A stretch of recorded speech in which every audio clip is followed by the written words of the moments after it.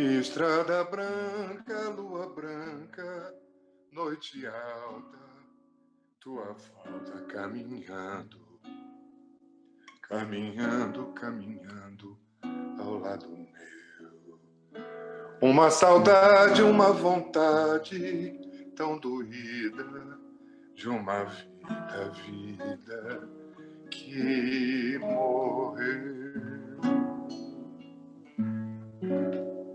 Estrada passarada, noite clara, meu caminho é tão sozinho a percorrer, que mesmo andando para frente, olhando a lua tristemente, quanto mais ando, mais tô perto de você.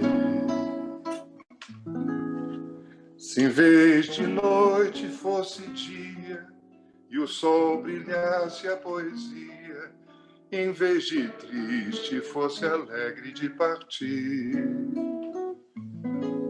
se em vez de eu ver só minha sombra nessa estrada, eu visse ao longo dessa estrada uma outra sombra a me seguir.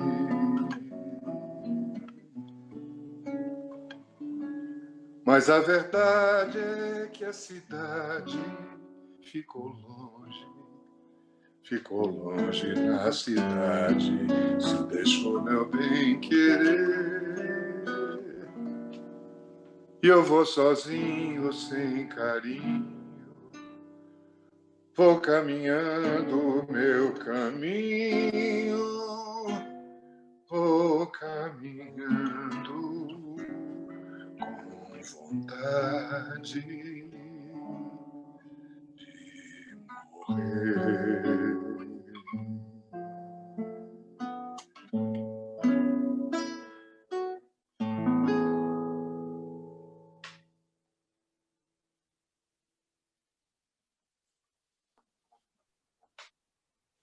Lindo demais. Beleza, Dori. A culpa do Tom e do Vinícius. Isso é a força é o início da minha geração, a força desses dois rapazes e do João Gilberto, né? Esse é o nosso início.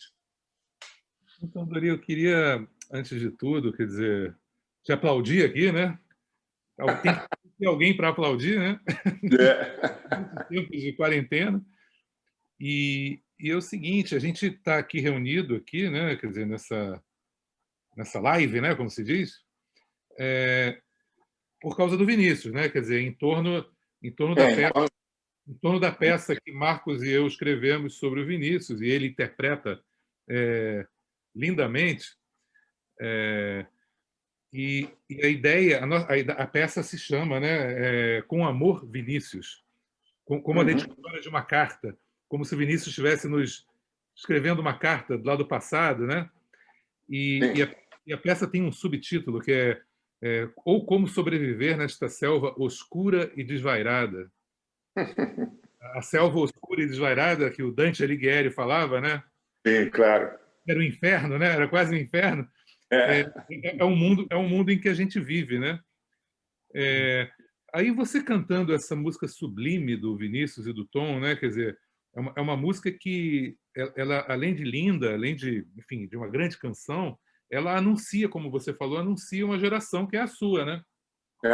Ela é inaugural, né? Inaugural. Então eu queria que você me falasse o que é para vocês dessa geração e para o futuro, o que é essa obra do Vinícius, né? Do Tom e do Vinícius, enfim. Essa época, essa é o nosso começo. Eu estava muito envolvido na geração anterior, a eles, inclusive, que era Papai, Ari, Noel, Ari, né? Aquela coisa, Pixinguinha e tudo, e Luiz Gonzaga e Jararaca, aquela coisa. E, como novidade, vem o disco, os dois discos Festa, do Irineu Garcia, que mostra o Vinícius na sua grandeza, assim, no grande momento, eu acho, para viver um grande amor, assim, aquela coisa. Então, ele influencia todos os letristas da minha geração, ao mesmo tempo que ele comove a gente com essa coisa, essa parceria com o Tom Jobim, desde o Orfeu da Conceição, né? E aí a minha geração começa a brotar, né? Evidentemente que o Chega de Saudade, o João Gilberto, essa coisa toda, tem uma conotação muito importante na formação violonística, essa coisa toda. Mas eu digo, as palavras eram outras palavras. Eu até então estava acostumado com as palavras do meu pai, as marítimas, as canções praeiras. Desde criança, eu estava acostumado com aquela coisa completamente diferente de tudo que acontecia até então. E aí, quando entram as poesias do Vinícius dessa época, começa uma nova fase da poesia em si, quer dizer, essa coisa que não é só um samba, não é essa coisa é uma força brasileira, né? Que me comoveu, principalmente a mim, que eu sou um brasileiro. Eu acho que eu nasci 10 vezes no Brasil anteriormente, porque eu não admito nada de commodities, nem sabe, essas coisas assim, para os meus ouvidos. Eu admito que já está perdido mesmo, não tem mais jeito. Mas esse aqui o Vinícius trouxe para nós. De repente, ele trouxe uma linguagem poética tão forte, tão absoluta, que ganhou a geração completamente. Agora, Dori, todo mundo fala, na sua geração, fala do Chega de Saudade, né? Do grande impacto do Chega de Saudade. Você está falando do Canção do Amor Demais. Que, por acaso, tem o Chega de Saudade. Tem o Chega de Saudade, mas é anterior ao João Gilberto, né? Quer dizer, anterior a essa... Você foi despertado pelo Canção do Amor Demais, antes do Chega de Saudade? Fui, porque o João está nesse disco, inclusive. O João acompanha a Elisete no Chega de Saudade e toca também Eu Não Existo Sem Você. Tem uma introdução que ele faz no violão. Outra vez também, né? O violão do Outra Vez, inclusive. É que é maravilhoso, né? Um negócio dele ele tinha um negócio que é...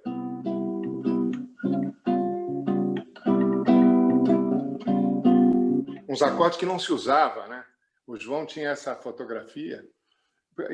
Aí, esse é o João Gilberto que eu conheci. O do Chega de Saudade já era o Joãozinho do papai, já era outra coisa. Mas aí, o meu problema assim, direto com a música, com Chega de Saudade, é que eu gostei de quase tudo do disco. Não gostei muito do Chega de Saudade, não. Eu gostava muito de Estrada Branca, o Caminho de Pedra, né? Que é eles faziam...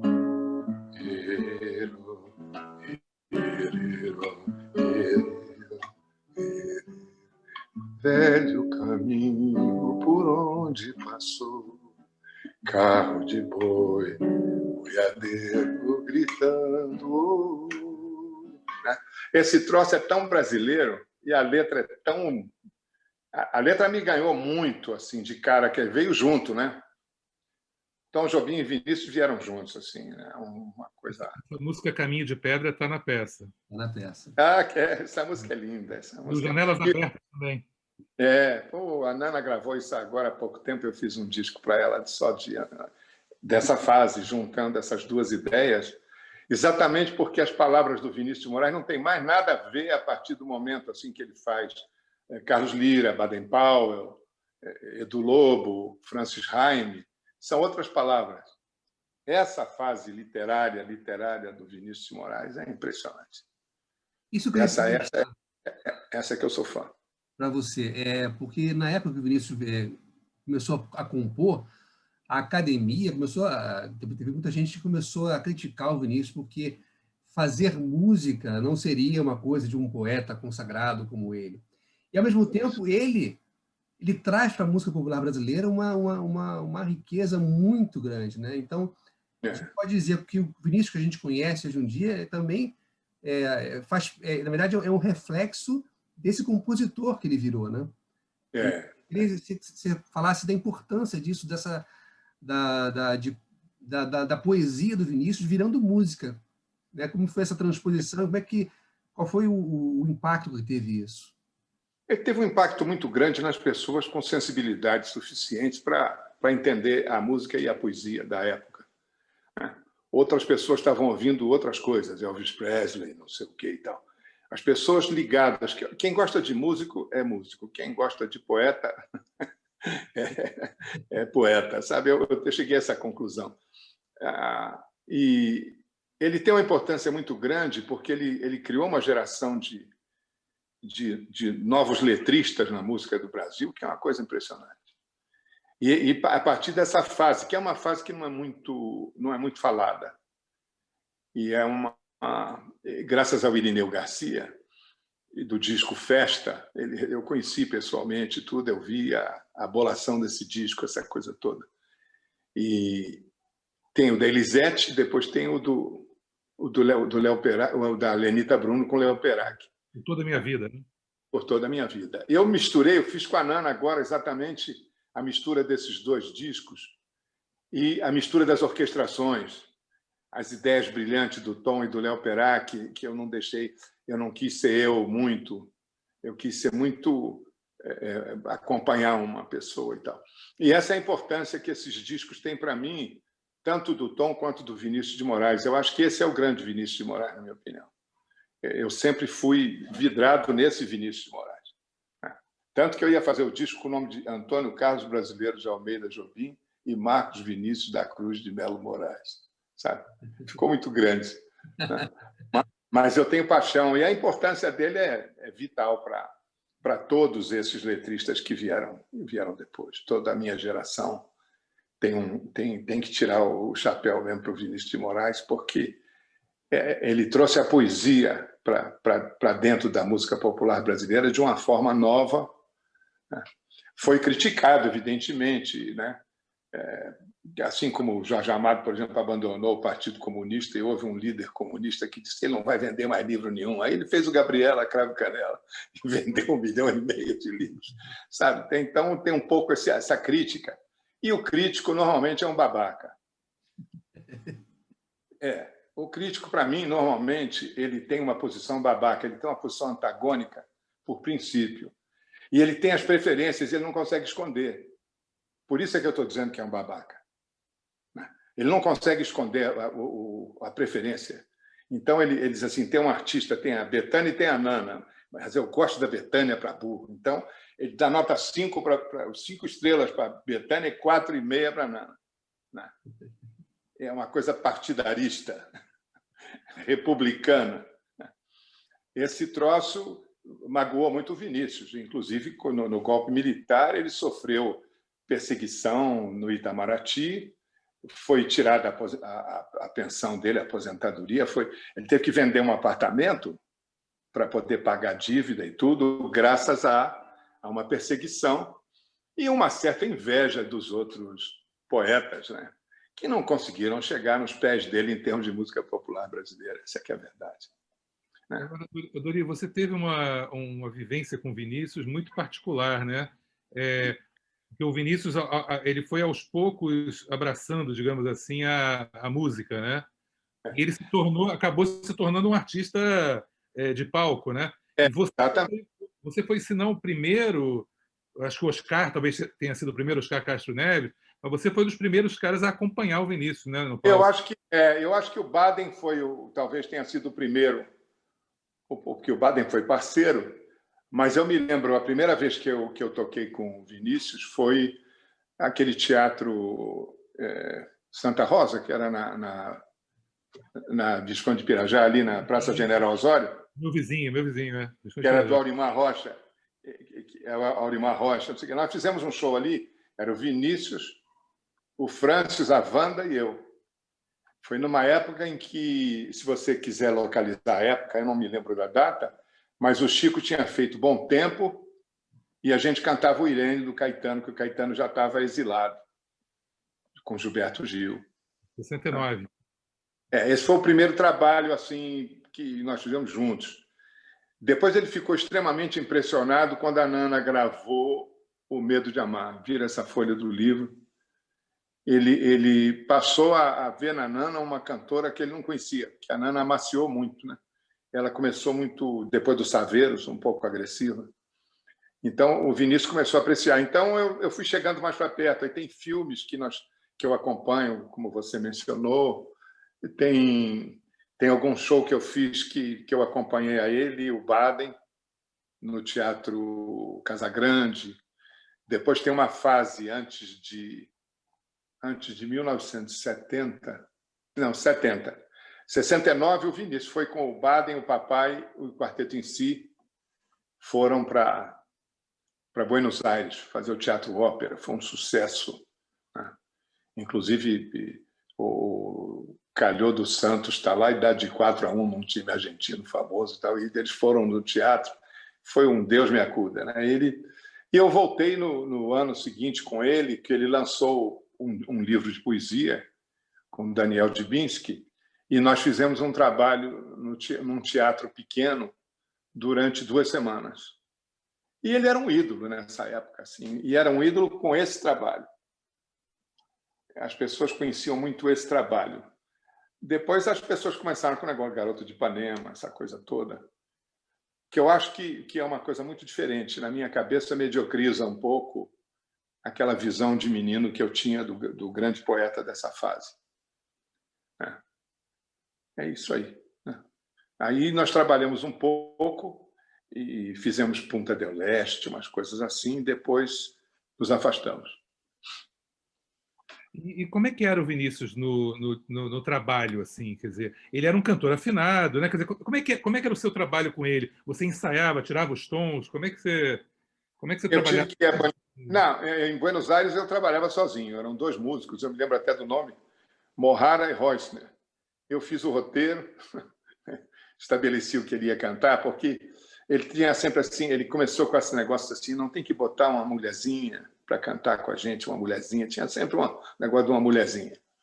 Eu acho que isso matou muito o Vinícius de Moraes, na minha opinião, esse negócio de uma mulherzinha acabou atrapalhando muito, inclusive o nosso relacionamento. Mas eu ia para o teatro, pegava, eram 2, era baixista e bateria só, Moharra e Reusner, 2 argentinos. Então, o Vinícius ficava dando entrevista de tarde, né? E à noite a gente saía, fomos ver Piazzolla, essa coisa toda. Ele era entusiasmado também pela música em geral, né? Quer dizer, e era ótimo de conviver. Era ótima pessoa de conviver, né? E a gente ficava aprendendo coisas, porque ele tinha sempre coisas para ensinar, né? E tinha um momento na vida dele, que eu sou obrigado a citar aqui, que ele, de repente, começava a chorar, sem nenhuma explicação. Eu saía meio de perto, assim, para não... né? Mas eu vi isso em Buenos Aires e ele estava bem, ele estava com um sucesso impressionante. Nós saíamos juntos, ele me levou para conhecer uma amiga dele, uma escritora, a Maria Rosa Oliver, que era prêmio Lenin de literatura, assim, uma senhora, e ao mesmo tempo tinha aquela coisa dele da boemia, aí tomava uns porres, Aníbal Troilo e não sei o quê, e ia para os lugares e ver o Piazzolla. Mas ele era uma excelente companhia, era um cara, né? Ele não dormia muito, não comia muito, né? Esse era o Vinícius que eu conheci, né? Ele não dormia nada, quase. Falava muitas coisas, assim. Me fala alguma coisa que você acha que você aprendeu com o Vinícius, assim, para sua vida. Olha, eu aprendi com o Vinícius a me conter para não beber antes do show, sabe? Porque nós estávamos num navio, quando nós fomos para Buenos Aires, um navio da Blue Star Line, e estava eu e ele, e de repente ele disse assim: Dorizinho, vem cá, Dorizinho, tudo dele meio sempre diminutivo, né? Dorizinho, não sei o quê. Eu fui, e tinha aquele porão do navio, assim que você vê. Tá? E nós estávamos no Uruguai, o navio parou primeiro no Uruguai para ir para a Baía do Prata, lá para Buenos Aires, do outro lado. O negócio estava cheio de uísque. Uísque que para o navio vindo da Inglaterra, uísques fantásticos. Aí o Vinícius conseguimos sair cada um com 2 garrafas, só podia desembarcar. Então ele praticamente aliciou 3 ou 4 casais e nós desembarcamos com umas 12 garrafas, assim, né? Muita gente, cada um com 2 garrafas na mão e tal. E E nós consumimos isso aí, quer dizer, nós. Ele bebeu muito mais do que eu, né? Ele é um inventor do whiskinho, quer dizer, a coisa do whiskinho, né? Essa coisa do... todos nós começamos muito a beber o uísque por causa do Vinícius, né? Muito, porque ele gostava e bebia bem, né? E o que eu aprendi com ele foi o seguinte, assim, você está trabalhando com ele, você está sozinho, porque ele vai fazer o lance dele e você prepara, você é o maestro, então prepare-se, quando estiver pronto me avisa. Aí fizemos uma passada, ele achou ótimo, fizemos um roteiro e tocamos nesse lugar, eu estou esquecido do nome do teatro, de vez em quando eu me lembro, mas memória na minha idade é uma vaga lembrança, então fica difícil. Mas é isso que o que me marca mesmo do Vinícius de Moraes é esse primeiro disco da Elisete Cardoso, sabe? O Canção do Amor Demais, porque aparece um Vinícius de Moraes. E foi depois do Orfeu da Conceição, se não me engano, cronologicamente falando.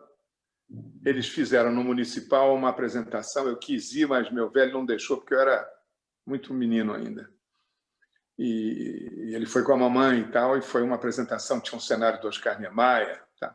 Acho que o Haroldo Costa foi o Orfeu. Eu queria muito ver.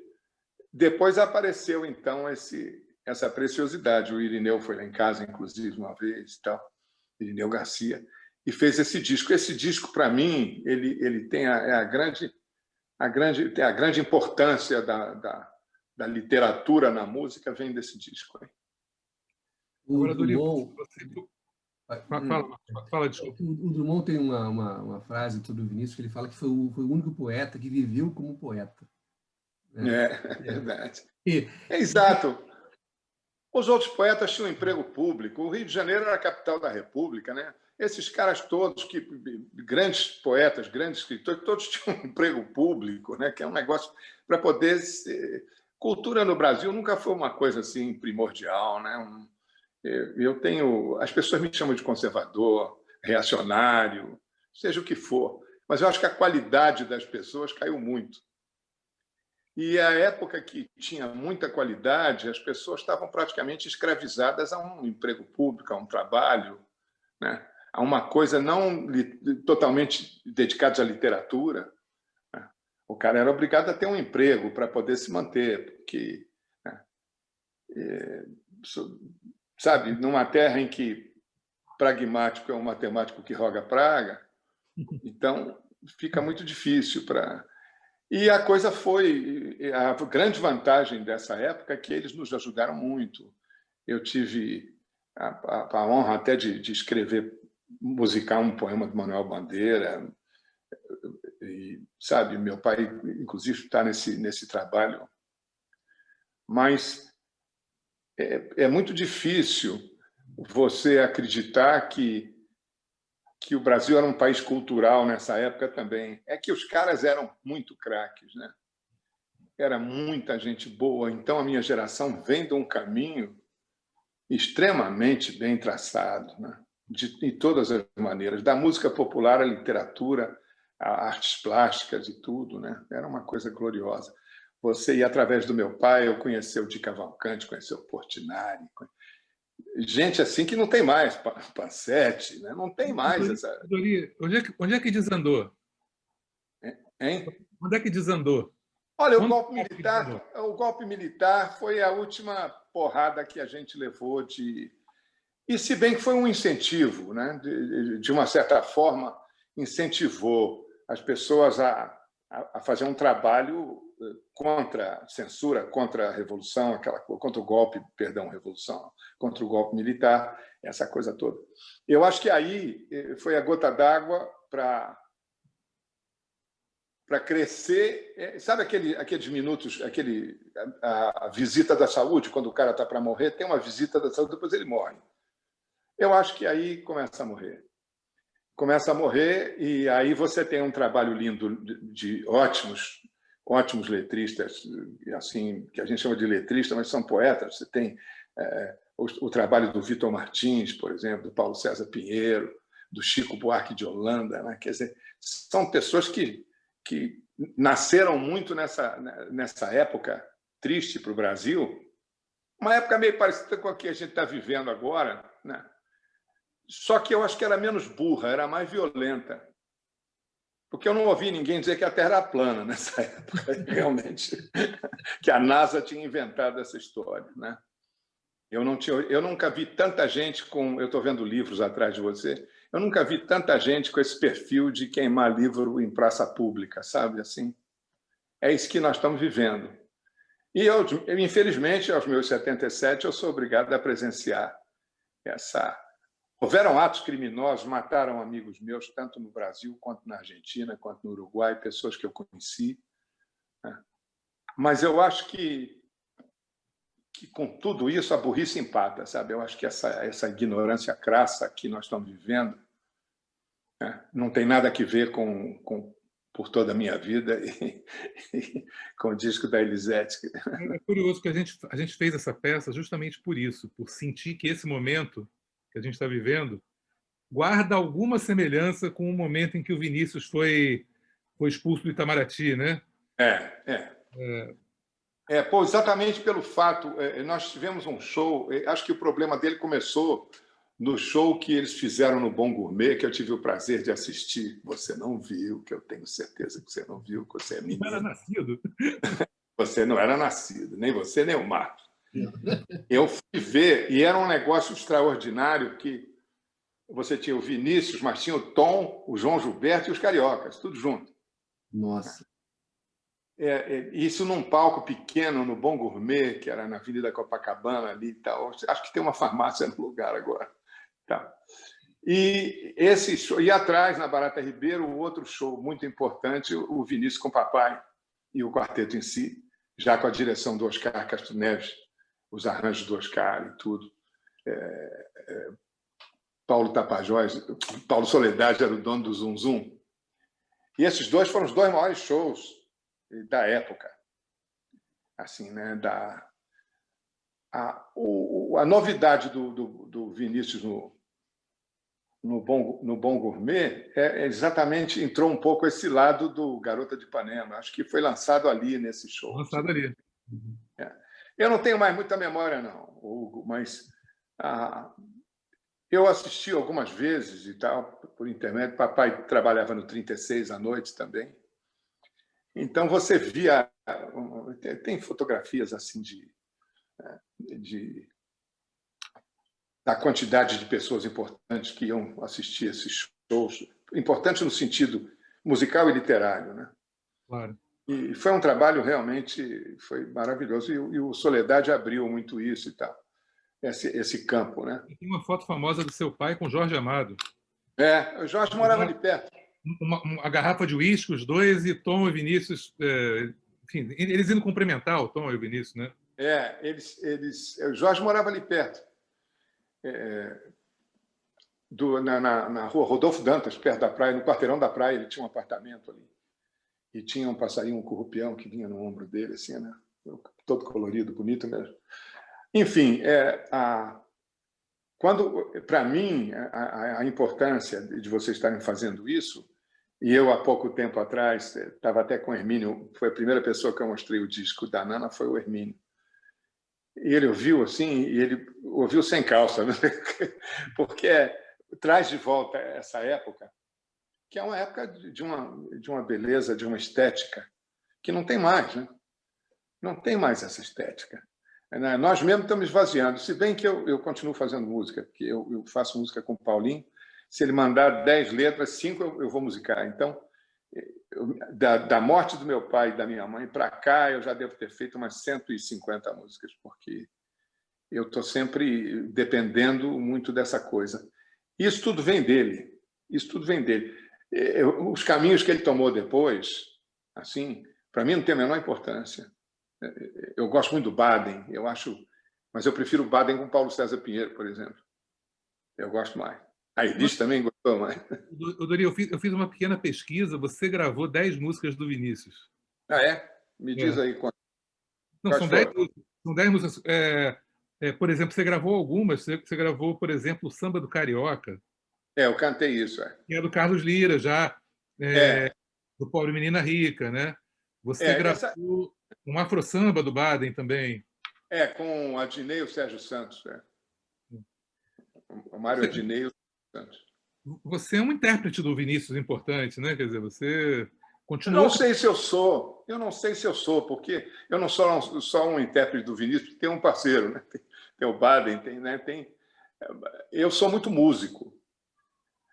Eu adoro as letras, as coisas, e eu tenho essa influência, essa coisa toda da geração do Tom, do Carlos Lyra, né? Eu acho que Carlos Lyra é de outro mundo, é um cara... Eu aprecio muito o trabalho do Sérgio Ricardo, tanto no cinema quanto...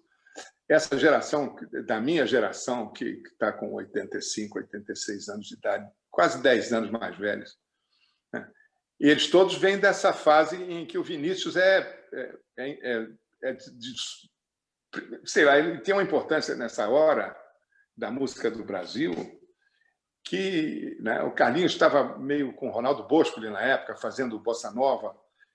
Quando o Vinícius entra com Pobre Menina Rica, já é uma conversa diferente, né? E ele ainda nessa... Eu prefiro primeiro o Vinícius de Moraes. Sempre preferi, sempre vou preferir. É uma questão de... É como meu pai, eu gosto muito das canções praeiras.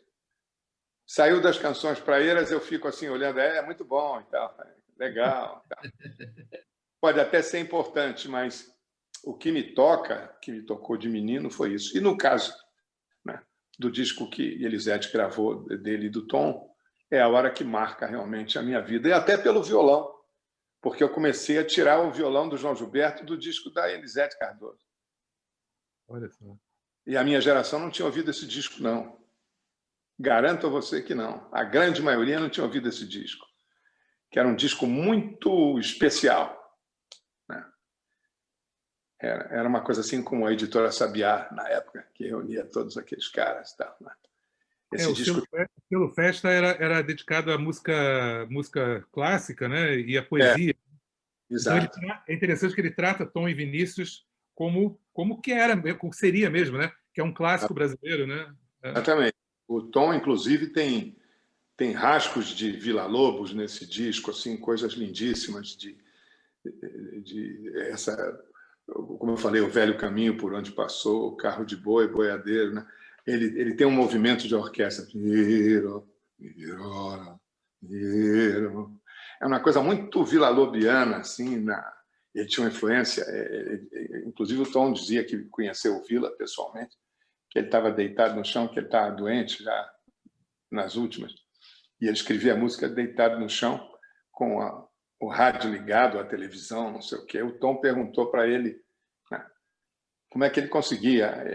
Ele disse uma frase que o Tom falava sempre, assim: o ouvido de fora não tem nada a ver com o ouvido de dentro, né?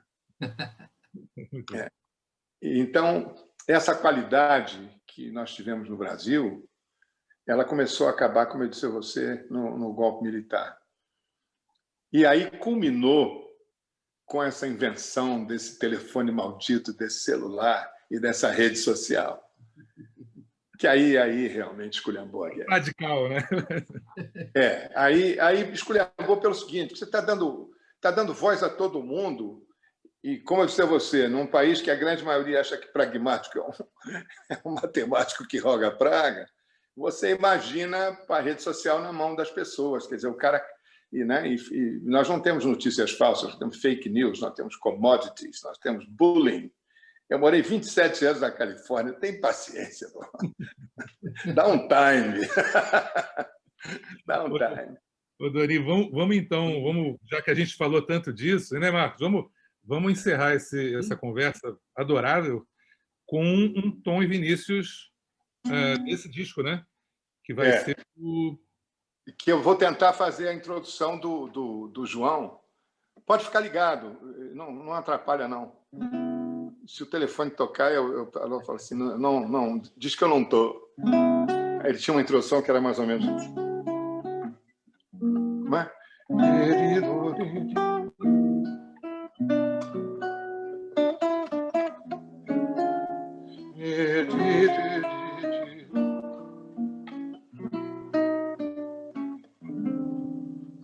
Eu sei, você sabe, já que a vida quis assim, que nada nesse mundo levará você de mim. Eu sei, você sabe que a distância não existe, que todo grande amor só é bem grande se for triste. Por isso, meu amor, não tenha medo de sofrer, que todos os caminhos encaminham para você.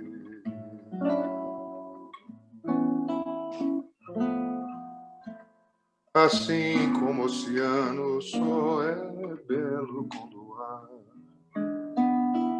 assim como a canção só tem razão se cantar, assim como uma nuvem só acontece se chover, assim como o poeta só é grande se sofrer,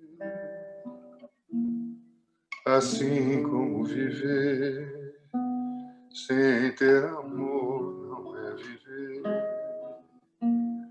Não há você sem mim, eu não existo sem você.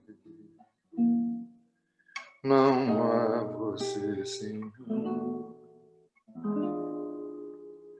eu não existo sem você.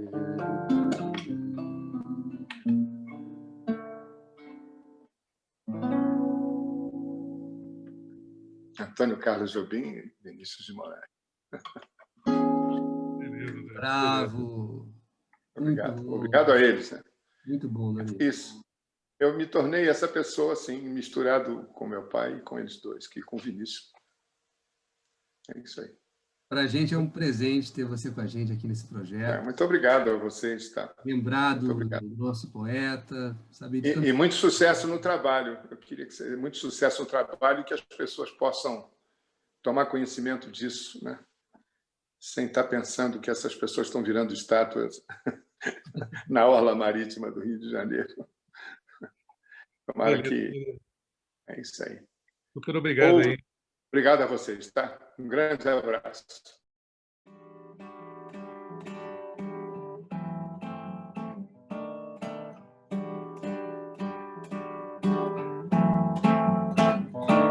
Acabou o nosso carnaval, ninguém ouve cantar canções, ninguém passa mais brincando feliz, e nos corações saudades e cinzas foi o que restou.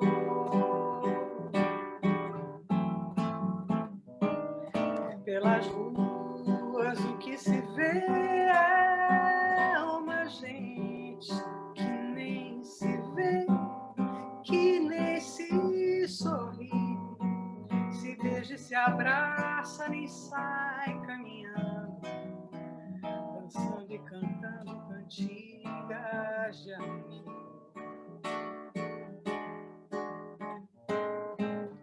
E, no entanto, é preciso cantar mais que nunca. É preciso cantar, é preciso cantar e alegrar a cidade.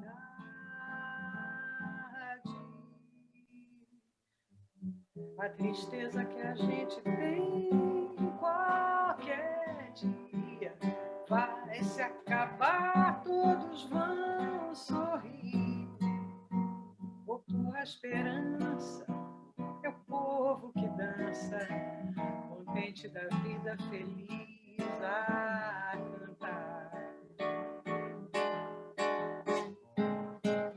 Porque são tantas coisas azuis, há tão grandes promessas de luz, tanto amor para amar de que a gente nem sabe.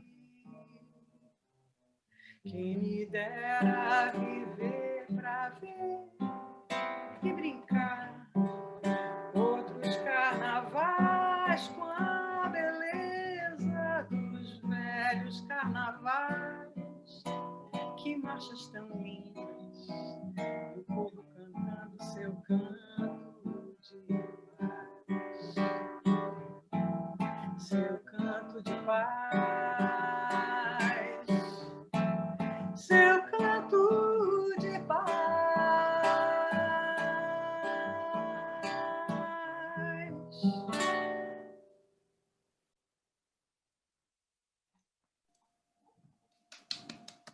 Muito bem. Lindo! E aí, Joyce, tudo bem? Tudo ótimo, quer dizer, é o que temos, então está tudo ótimo. Então, curioso você começar a nossa conversa aí com a Marcha da Quarta-feira de Cinzas, né? Queria antes falar, quer dizer, o motivo dessa nossa conversa aqui é a nossa peça, né? A peça Com Que Amor, eu Vinícius. assisti e adorei, aliás.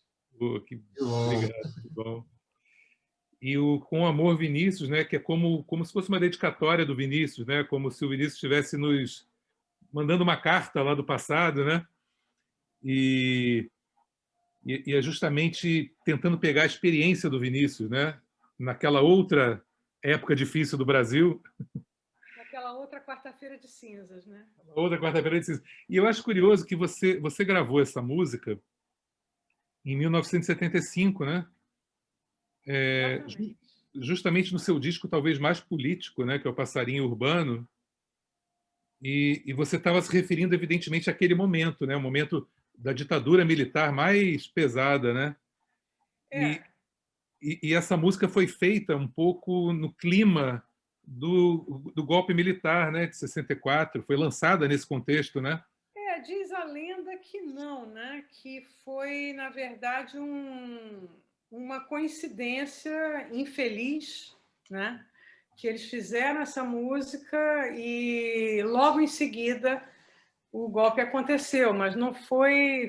Mas claro que para quem ouviu, eu, por exemplo, que nem conhecia os autores ainda nessa época eu não conhecia nem Vinícius, muito menos Carlinhos, né? Para mim isso pareceu que era uma mensagem para aquele momento ali, exato, né? Mas eu acho que não, acho que na verdade eles contam diferente, né? Que não foi uma coisa proposital. Não, mas é isso que eu ia te perguntar. Quer dizer, essa música ela foi usada em 64 no espetáculo Opinião, né? Uhum.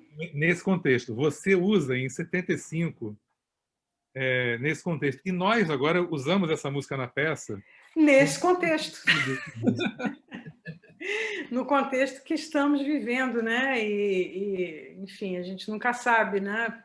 Sempre pode melhorar, mas também sempre pode piorar. Então, é o que a vida está se apresentando nesse momento. É um momento em que essa música passa novamente a fazer muito sentido, eu acho. Mas, no entanto, é preciso cantar, é preciso cantar. Essa é a frase mais importante dessa música, é essa. Quer dizer, para mim, que sou de uma época mais antiga, né, mais velha do que vocês, certamente a frase "quem me dera viver para ver" e brincar dos carnavais também faz muito sentido. Mas, no entanto, é preciso cantar, é o grande lance dessa música, sim. Engraçado, né? Quando a gente começou a fazer a peça, a gente escrevia a peça e a gente começou a selecionar uns trechos do Vinícius, né? Da obra mais politizada dele, e a gente não tinha noção de que as coisas iam ficar do jeito que ficaram. A gente estava sentindo que já estava difícil, e a gente fala muito o Vinícius fala muito na peça sobre esse medo da volta do fascismo, né? E é impressionante como a gente acabou de fazer a peça e a peça falava tanto da nossa atualidade, né?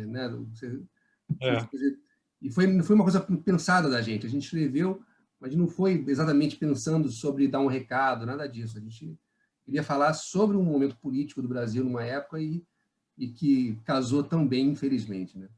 Daí a importância de vocês estarem agora levando essa peça nesse momento exato que a gente está vivendo, né? É importantíssimo mesmo. Eu acho que Vinícius ele envelhece bem sempre, né?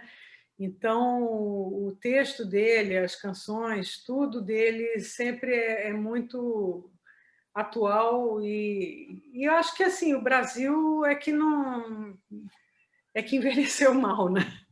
Não é a obra do Vinícius, né? É curioso que na peça a gente fala o Vinícius fala, né, é um texto dele, e ele fala da volta do fascismo, né? Ele nos anos 70 falava da volta, porque o Vinícius viu o fascismo dos anos 40, né? Sim, e ele até gostava um pouco, né? Ele mudou de ideia profundamente, mas no início ele ficou um pouco empolgado com aquilo, mas depois ele viu logo que não era para ser nada disso, né? Agora, Joyce, a forma da nossa peça, quer dizer, a gente pega um formato de show que o Vinícius meio que inventar é difícil dizer, mas ele que consagrou, digamos assim, esse formato que é até o título de um show e de um disco, que é o Poeta, a Moça e o Violão, Sim. né? E curiosamente foram várias as moças, né, que acompanharam o Vinícius, né? Acho que a primeira talvez tenha sido o quarteto em si, né? 4 moças, depois Bethânia, depois Marília Medalha. Medalha, não sei o quê. Você foi a Miúcha, né? Uhum. Clara Nunes, quer dizer, foram várias as moças e você foi uma delas, né? Então, eu queria saber, assim, de maneira muito mais da sua percepção mesmo, né? Como era trabalhar com o Vinícius? Como foi ser a moça? E no seu caso, especificamente, além de moça, você também exercia a função de violão, né? Exatamente, isso que eu ia dizer. Quer dizer, teve essas moças todas, mas a única moça que era a moça e o violão ao mesmo tempo era eu, que peguei essa função dupla quando surgiu um convite inesperado para Vinícius ir para a Punta del Este. Ele não estava, ele tinha dispensado o Toquinho tinha sido liberado, não é dispensado, mas liberado para fazer um show justamente em Punta del Este com o quarteto em si, que eram as moças que estavam trabalhando naquele momento com ele, e surgiu um convite para ele fazer o Cassino San Rafael, que era um cassino, era um show grande, suponho eu, bastante bem pago, né? Mas, enfim. E aí ele ficou sem violão e sem moça, e veio esse convite para mim. Eu considerei assim uma grande sorte, porque e uma grande prova de confiança também. Eu estava parada nessa época, tinha ficado alguns anos tendo filhas e sem tocar, inclusive, né? Então, nos primeiros ensaios e tal, minha mão chegava a sangrar, porque eu já não tinha mais os calos do violão, estava sem tocar há muito tempo, estava parada mesmo. E ele foi... Ele era sempre muito generoso, né? Ele falou, não, vamos embora, não sei o quê. E ainda fiquei meio assim, será que eu vou, será que eu não vou? Porque minhas filhas eram pequenas, uma tinha 2, outra tinha 3 anos, eram bem pequenas ainda. E, aliás, estava quase com 3 e 4. Mas, enfim, eram pequenininhas, né? E eu tinha que deixar elas esse tempo com a minha mãe. E elas nunca tinham ficado longe de mim, então era toda uma questão. Aí Vinícius falou, não, eu acho que você deve, porque você depois vai ficar arrependida de não ter feito, de não ter trabalhado com a sua música, você sabe, é muito mais complicado se depois suas filhas ficarem com a mãe frustrada em casa. Eu dei razão a ele, né? E aí fomos. E foi uma experiência incrível, foi muito legal, porque é aquele negócio que eu falo no meu livro, né? Que nem andar de bicicleta. Pá, pum, tocou, pegou o violão, já foi, né? Já embala logo, já vai direto. Aliás, é melhor do que andar de bicicleta, na verdade. Você lembra com mais facilidade. Pelo menos no meu caso foi assim. E aí era uma coisa muito louca, porque não tinha roteiro, sabe? Era tudo improvisado. Então, a gente chegou lá, a gente ensaiou, sim, a gente teve ensaios, eu chamei 2 músicos para tocar com a gente e tal, baixo e bateria, mas tudo dependia aqui de mim, né? Era isso aqui que estava dando o norte do negócio. Só que eu tinha que seguir o capitão da embarcação, que era ele. Então, eu tinha que... Ele dizia, então... Aí ele lembrava de uma história, porque o show era muito isso, né? Era quase um talk show com música. Era ele falando em espanhol, e depois, quando a gente foi para a Itália, ele falava em italiano, quando a gente foi para a França, ele falava em francês. Às vezes dava uns foras assim, né? Tem até aquela história que o Chico fala, do cara que na Itália perguntou: é bravíssimo, ma que língua parla? Mas os shows dele eram muito assim, então ele falava, contava as histórias e tinha uma verve assim toda, né?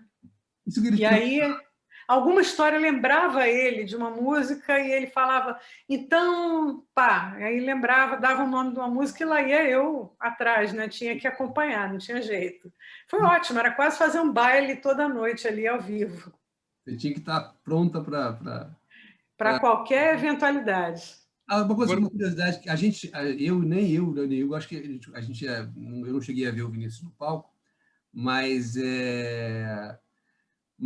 pelo que eu escuto, né, nos discos, né, eu acho que ele se sentia muito à vontade no palco, né? Parecia que era uma segunda casa para ele. Não sei se essa percepção é correta minha. É como se ele estivesse muito à vontade, ou ele tinha algum tipo de ansiedade para entrar no palco. Como é que era essa convivência no dia a dia? Cara, ficava aquele litro de uísque embaixo da mesa e a mesa tinha uma toalha que cobria. E acho que as ansiedades todas iam embora ali, né? À medida que o litro de uísque dele ia se esvaziando, né? Mas ele ficava muito à vontade mesmo, ele era super comunicativo. E era uma coisa impressionante, porque ele realmente hipnotizava o público ficava, sabe, assim, realmente. A gente fez não só esse cassino em São Rafael, mas fizemos o teatro. Qual foi o teatro de Buenos Aires? Não foi o Colón, não, foi um outro teatro grande também, que outro dia eu fui tocar lá e passei na porta, agora esqueci o nome. Mas, enfim, fizemos Montevidéu, depois fomos para Roma, Teatro Sistina, um teatro de 2.000 lugares, e fizemos várias cidades da Itália, fizemos no Olympiade de Paris. Então, assim, e era sempre isso, ele muito à vontade e a plateia apaixonada, assim, sabe, em estado de graça com ele. Então, o que a gente fazia era dar um suporte para isso, né? Mas a estrela era ele, com certeza, total. Agora, Joyce, a sua relação com o Vinícius começa um pouco antes disso, né? Quer dizer, o Vinícius, a gente pode dizer que o Vinícius é o seu padrinho, né? Porque ele literalmente embala seu primeiro disco, né? Quer dizer, ele escreveu o texto muito exuberante sobre você, né? Quer dizer, muito generoso. Ele foi duplamente meu padrinho, né? Porque então teve o primeiro disco, que foi em 1968, e quando eu conheci ele, que foi um pouco antes, né? Em 67 ainda, eu estava ainda na história do festival da canção e tal, e Wanda Sá me levou na casa dele para conhecê-lo e tal. E eu cheguei lá, estava tendo uma festa, assim, ele estava compondo com Francis na frente de todo mundo, que ele não tinha o menor problema com essas coisas, né? E eu fiquei muito fascinada com tudo. E aí, quando foi o momento de eu mostrar minhas músicas para ele, ele adorou e deu uma força, falou um monte de coisas que depois se provaram verdadeiras, né? Mas que na época eu não sabia ainda. Mas aí uma coisa que ele disse que foi muito legal, ele falou: olha, quando você for gravar seu primeiro disco, eu faço questão de escrever o texto da contracapa. Então, quando pintou o primeiro contrato com gravadora, né, que era Philips na época, né, eu liguei para ele e ele não só ele escreveu esse texto lindo que você está falando, né, que você lembrou aí, mas também ele ofereceu a casa dele para que eu tivesse um encontro com todos os compositores, ou alguns, pelo menos, né, dos compositores que iam participar também do disco, né, porque não tinha só músicas minhas. Então, foi o Macalé, foi o Marcos Valle, foi o Francis, o Milton que acabou que a música dele não entrou, mas tem fotos, ele e Macalé, que acho que é um encontro assim, raríssimo, né? E tudo isso na casa do Vinícius, com as bênçãos dele, né? com toda a generosidade dele. Ele era um amor de pessoa, realmente. Agora, a gente conversou com o Dori e o Dori falou do significado do Vinícius para ele e para toda a geração, né? Quer dizer, então o Dori fala que quando ele viu Canção do Amor Demais, o disco, né? E aquela qualidade da poesia transferida para a música, né? Que aquilo abriu um mundo para o Dori, né? Ele achava que tudo seria diferente como foi, né? Claro, claro. Queria saber de você, assim, qual o significado do Vinícius, além do pessoal seu que você já falou, né? Mas assim, o que você pensa dele, assim, da importância dele para a cultura brasileira, enfim? Olha, eu vou recontar uma história que eu conto sempre para as pessoas, que é quando eu tinha 10 anos de idade. Todo mundo fala que o impacto foi Chega de Saudade e tal. Para mim, não. Para mim, foi a música A Felicidade. Né? Tristeza não tem fim, felicidade sim. Então, esse foi o primeiro impacto que eu tive. Eu vi João Gilberto na televisão cantando isso. E eu sempre conto essa história. Eu era estudante no Colégio de Freira, eu fui para o meu quarto rezar e pedir a Deus que eu queria aprender a tocar e cantar daquele jeito, queria aprender a fazer música assim e queria aprender a escrever letras assim. Então, assim, João, Tom e Vinícius era como se tivesse sendo estabelecido ali um padrão de excelência que nós, pré-adolescentes ou mesmo adolescentes já desse momento, que vivemos esse momento, para nós virou um padrão de excelência para ser perseguido, para ser buscado pela nossa geração. Fora isso, assim, o tamanho do poeta que ele é, né, dentro da literatura brasileira, isso é inegável, né? Não tem nada mais. Você vê, pega, mesmo assim, os poemas mais caudalosos, assim, tipo Operário em Construção, Pátria Amada, são coisas que você lê, né? Você fica, o coração, né? Fica 1000 vezes partido e ao mesmo tempo radiante, né? De ver a grandiosidade desse homem, né? Do que esse cara escreveu, de tudo que ele escreveu.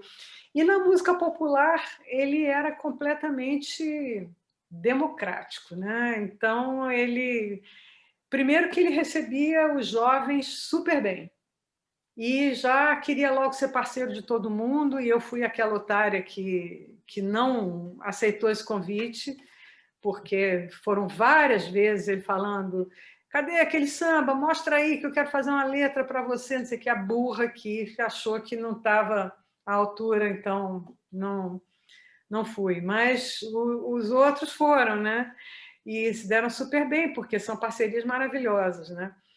E fora isso, assim, além dessa coisa desse diálogo, né, intergeracional que ele tinha, ele também dialogava, conversava com todos os gêneros de música, falava com, né, ele era amigo do samba, do choro, não era só aquela coisa que ficava preso no ok, eu inventei junto com o Tom e o João, nós inventamos a bossa nova, não sei o que, vamos ficar só fazendo isso. Não, ele queria Pixinguinha, ele que me apresentou para o Ciro Monteiro, por exemplo. Então, esse tipo de interseção com o samba, e com tudo que viesse mais à frente, né? Ele estava sempre disposto, estava sempre afim. Uma generosidade muito grande, né, também dele, né? Oi? Uma generosidade muito grande dele com os jovens, né? De abraçar. Muito mesmo. Muito mesmo. Era uma coisa de receber mesmo, de braços abertos total. E todo mundo adorava Vinícius. Era assim, era um sonho ser amiga do Vinícius. Todo mundo queria, porque era um amigo. E além de ser um amigo divertido, engraçado, legal, era uma pessoa com quem você poderia contar, né, em qualquer situação. Então, era uma amizade que valia a pena ter muito, em todos os sentidos mesmo. Mas falando em amizade, quer dizer, a nossa peça ela flagra o Vinícius, né, saindo do Itamaraty, logo depois do AI-5. E ele recebe essa triste notícia em Lisboa. E você estava em Lisboa com ele. Então, eu queria que você, como testemunha, digamos, ocular da história, Contasse como que estava o Vinícius, né? Como é que vocês receberam isso? Como é que foi esse clima desse momento, né? Olha, eu tinha ido com o Edu Lobo fazer show no Teatro Vilaré, em Lisboa. E Vinícius era uma espécie de mestre de cerimônias, assim, ele não participou do show, mas ele já estava lá e ele abria, ele falava com a plateia, né? E tal. E até tem uma história engraçada esse show, porque os Mutantes abriam o show para gente e eles não eram conhecidos, e o Edu era, né? Eu fui como um reforço ali de voz e violão lá para o Edu. Mas eles não se bicavam de jeito nenhum, né? E tem essa lenda que a Rita Lee conta, né? Que eles desligaram o equipamento de som para atrapalhar o show do Edu, porque o Edu tinha sido antipático com eles. O show do Edu, quer dizer, o nosso show, porque eu estava junto ali. Eu não vi nada disso acontecer, o som funcionou perfeitamente. Se eles fizeram isso, o pessoal lá do teatro foi bastante competente, porque percebeu a tempo, no intervalo, e quando a gente entrou, estava tudo funcionando perfeitamente. Agora, então, esse momento para o Vinícius foi um momento realmente difícil.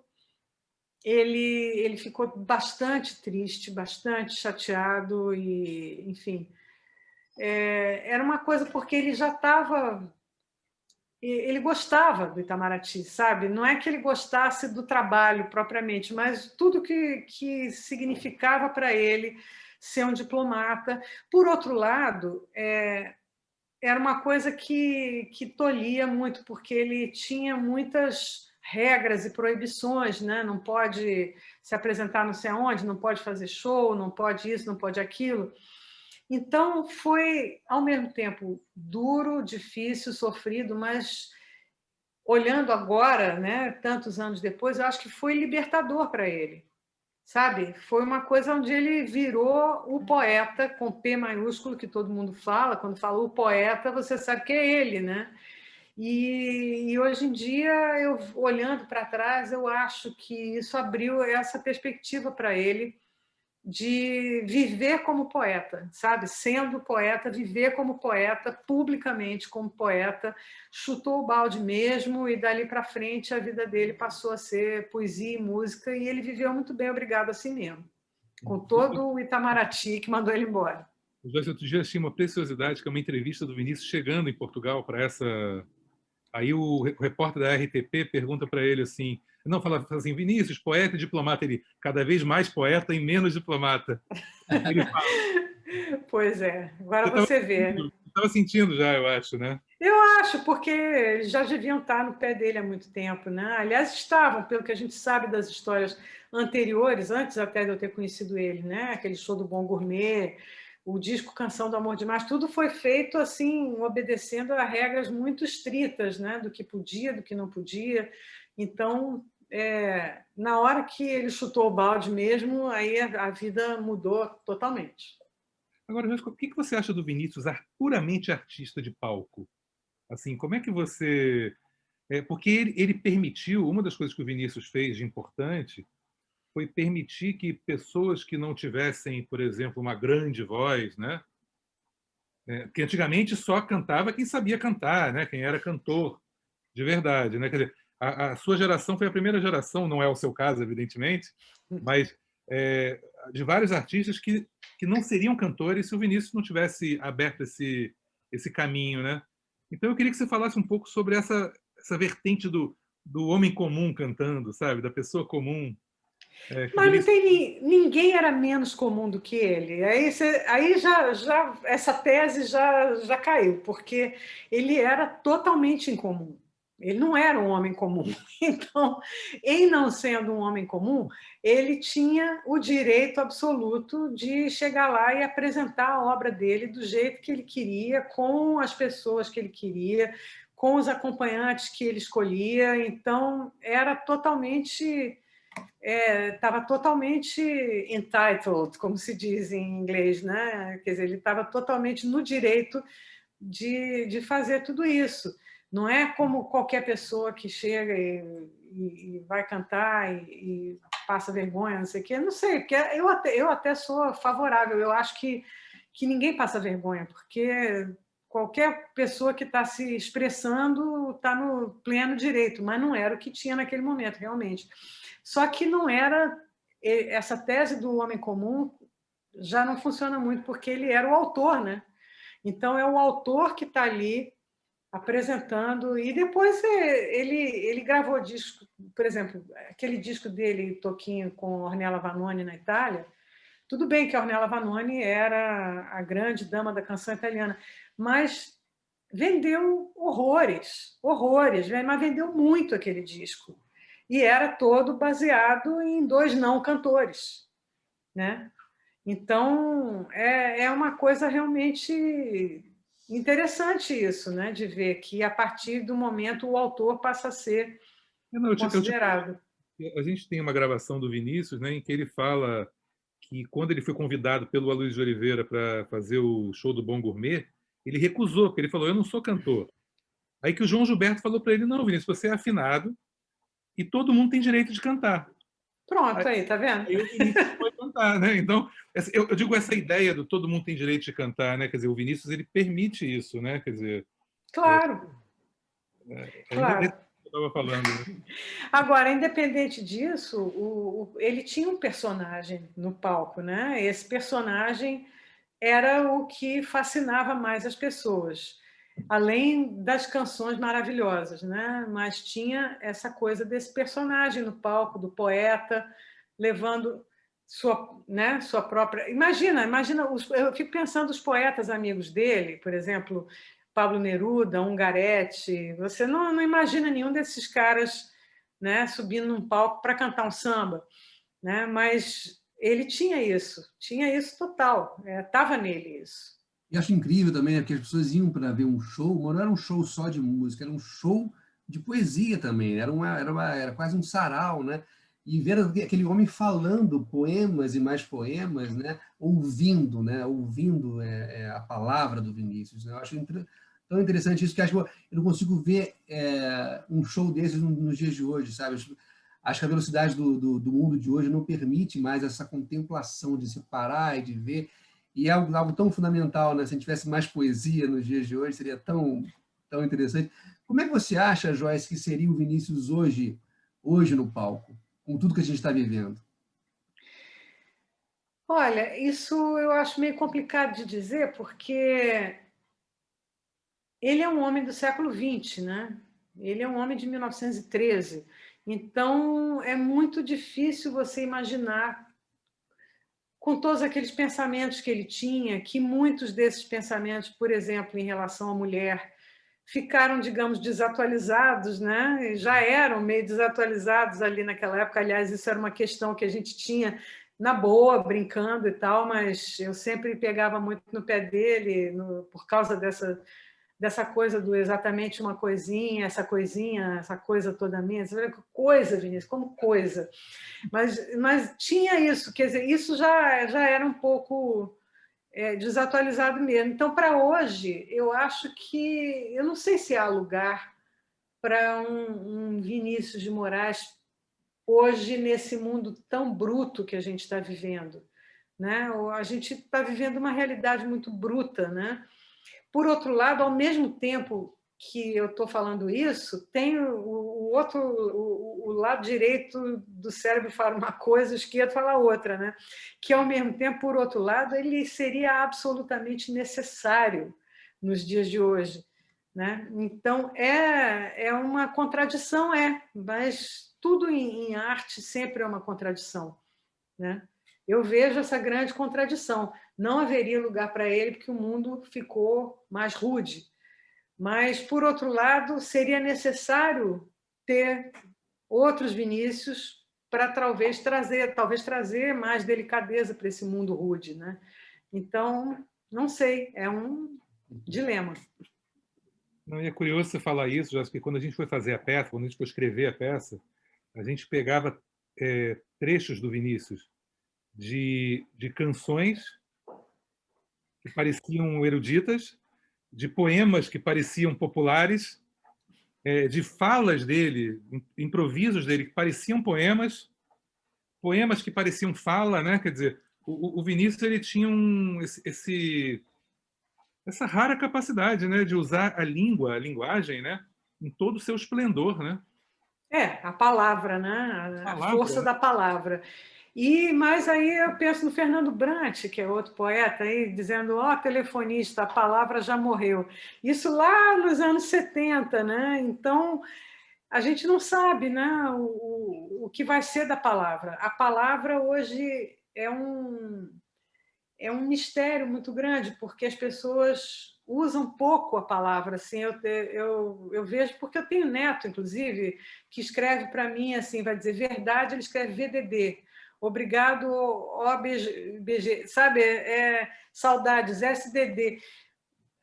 A palavra já morreu? Não sei, não sei. A gente fica aqui segurando a palavra enquanto dá, né? Tentando manter a palavra viva, né? Através do que a gente faz, né? Que nós somos pessoas que trabalham com a palavra, né? Marcos, que é ator e diretor e trabalha com teatro, o Hugo, que faz tudo isso junto, e o jornalismo, eu que faço música, faço letra também, escrevo livro, eventualmente. Quer dizer, palavra para nós é pão, né? A palavra é pão para a gente, assim como o samba é pão também, a música também é pão, mas são coisas básicas da nossa vida, né? Mas eu não sei, nós somos também do século XX, né? Então, que mundo é esse que nos aguarda? Não sei. Mas eu ainda acho a palavra extremamente importante e, sendo assim, serei viniciana forever. Pô, Joyce, sensacional. Então a gente podia, enfim, terminar essa rápida homenagem ao Vinícius, né? Com uma dimensão do Vinícius que você vai fazer agora, né? Que a gente não falou ainda, a gente falou só de palavra, né? Pois é. A gente falou de literatura, mas o Vinícius ele foi apesar de ter uma obra curta nesse quesito, ele foi um tremendo de um melodista, né? Tremendo de um melodista. Eu tenho a teoria assim de que o melodista parou no momento em que entrou Tom Jobim na vida dele, que aí era muito demais tudo, né? Mas até então ele era assim um melodista maravilhoso e até tinha umas sacadas harmônicas que nessa música aqui que eu vou tocar, por exemplo, tem, né? Uma sacada harmônica que ele tinha o maior orgulho de ter, sem querer, achado, que é uma acorde. Isso para ele foi assim uma coisa que, sabe, era um motivo de grande orgulho. Mas ele tem melodias incríveis dele, é só procurar, coisas maravilhosas mesmo, melodias rebuscadas até, né? As valsas, né? Tudo valsa de Eurídice, Pela Luz dos Olhos Teus, a valsinha com Chico, que é a melodia dele. Então é tudo muito rico mesmo, é um universo muito rico, o universo do Vinícius. Então vamos lá. Então, vamos o Medo de Amar, né? Que é do Canção do Amor Demais, né? Lançado pela Elisete Cardoso. Letra e música de Vinícius de Moraes.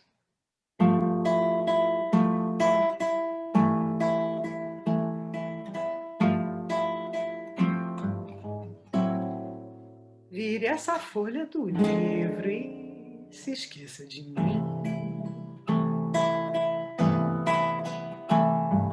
Finja que o amor acabou e se esqueça de mim.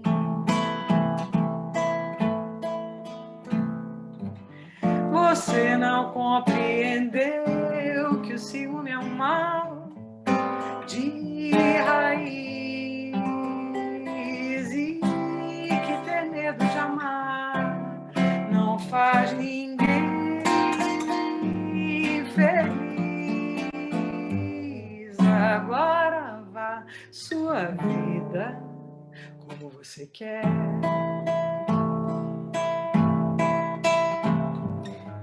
Porém, não se surpreenda se uma outra mulher nascer de mim, como do deserto uma flor, e compreender que o ciúme é o perfume do amor.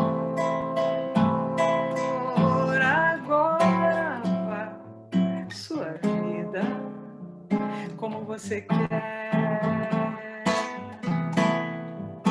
Porém, não se surpreenda se uma outra mulher nascer de mim, como do deserto uma flor, e compreender que o ciúme é o perfume do amor,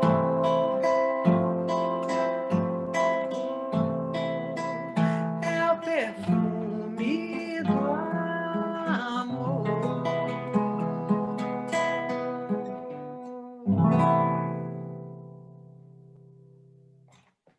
Beleza. Bravo, bravo. Vinícius de Muito Moraes. Joyce, muito obrigado por esse papo tão gostoso. E que Obrigada a vocês. eu falava de você, de Vinícius, essas histórias todas, isso só alimenta a alma da gente. É muito, muito bom. Muito obrigado, de verdade. Obrigada a vocês e eu estou ansiosa para assistir a peça aí online. Beleza. De novo. Com certeza. Obrigado, Jéssica. Valeu. Valeu.